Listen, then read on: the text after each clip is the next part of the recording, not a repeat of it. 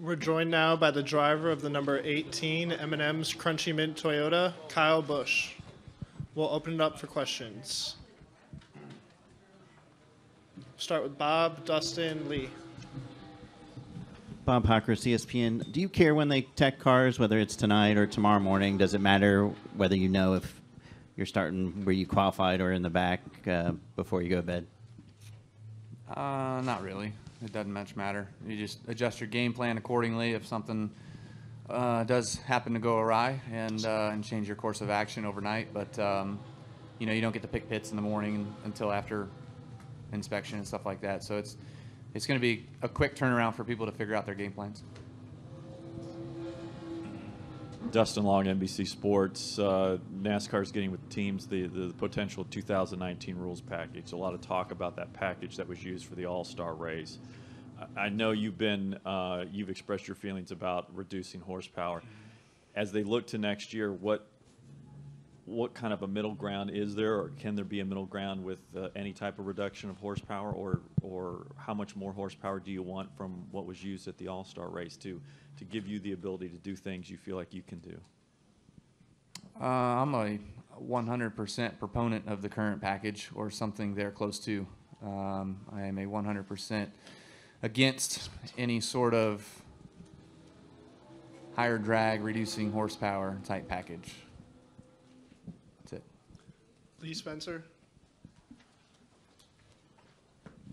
Lee Spencer, RacingVoice.com. Daniel was in here earlier and said he's leaned on you quite a bit over the last several weeks, and it's helped improve him. It's no different than you have mentored him throughout his entire career. What kind of changes have you seen in him as he's kind of evolved this season? I don't think you've seen any change in Daniel. I just think that there's been more opportune times for things to happen, things to come together, for him to get it all put together. It's very, very hard in this day and age to excel or be good at what you do if you're not able to put everything together. So, Daniel's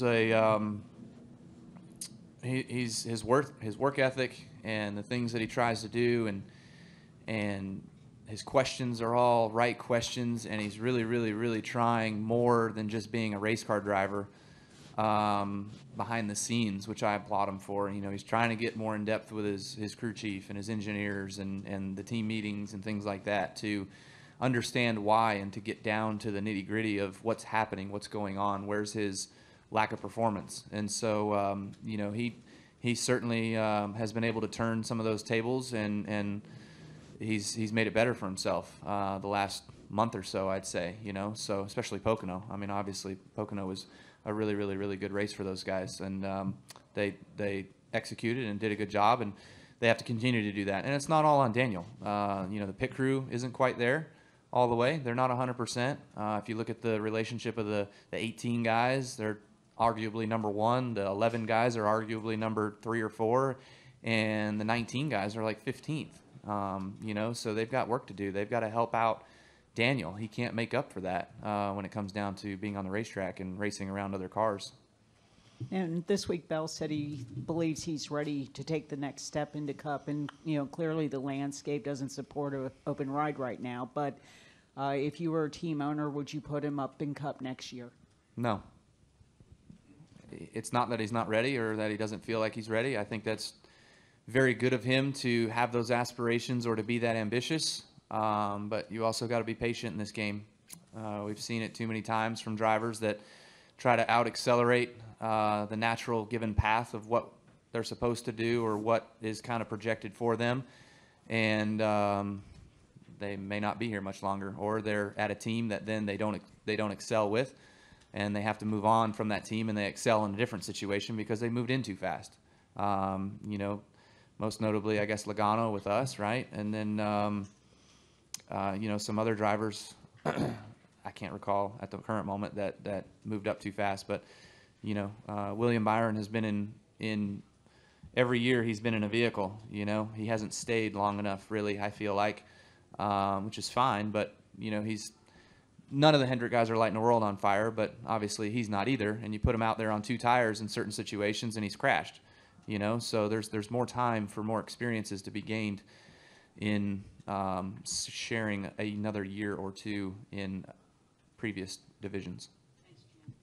Jerry? Jerry Jordan, Kicking the Tires.net, former Racing Network. Looking ahead to next week, you've had 3 top 10s in a row at Michigan. Just going into that track, being with you're in the big 3, as they're calling it, but to know that you're solidly in, what does that track mean for you guys on the schedule? Michigan,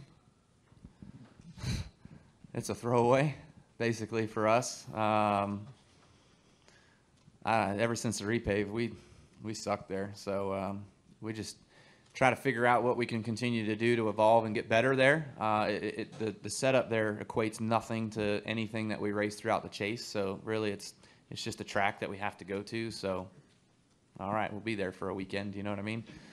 But past that, it's certainly you never want to give away any opportunities to go out there and win a race or to excel or to take momentum away from what you're doing. So we know that we've put a focus on that track for the last 2 years, and we've gained. We've certainly made improvements. I think we run well there. Our finishes may not show for it, but we just need to be able to not have to race at 100% at Michigan all the time to finish third. You know, we need to be able to run 90% to win, and that would allow us to then be able to make up time if certain situations happen to us. If we have a loose wheel, a bad pit stop, whatever, you can make time and pass people, things like that. In the back. Now, last year, Brandon Menard, WENY. Now, last year, you had a fast car here at Watkins Glen, only to get kind of tangled up with Brad Keselowski. Are you looking for redemption this weekend? Is that any different than any other year? I mean, it was self-inflicted first. You know, we obviously had just bad luck on pit road. There was a lug nut that got caught in the caliper and rotor, and we had a vibration. We had to come back down and take the tire off and fix that and put the tire back on. Had to restart in the back and come back through. And on the way back through, the 2 car was apparently I was in his way while I was passing him. So, there's just those situations that tend to happen sometimes, especially at road courses. You try to make time anywhere you can and pass people at any chance you can. You try not to give up momentum. And that was an opportune time I saw to make a pass, and so I did. And whether or not it was Monday morning quarterback meeting, you can look at it and say you could have waited, but not in the moment. So, I don't think there's any redemption that needs to be made. I think we know that we're fast here every time we come here. Certainly we've got good speed again today, and we just got to keep it going. Figure out what executions that we can do to keep ourselves in the right spot all day long. Griffin Haas, WNY. Can you just talk about what makes WGI unique and also what challenges the track presents? I think what makes this road course unique is just how fast it is. It's a very fast road course. There's a lot of speed here. There's a lot of technical areas. There's a lot of time to be gained through those technical areas, but also with the amount of speed that you carry here, any dip in that speed is a big time loss. So there's a lot of that'll happen around this racetrack. So it's a fun place, though. I enjoy it. Like I said, the very technical parts of the track, just getting into turn 1, through the bus stop, through turn 5, 6 and 7 kind of being unique because they're more traditional type road course corners. They're a little bit slower. But overall, it's a fun place. Any more questions? Thank you, Kyle. All right.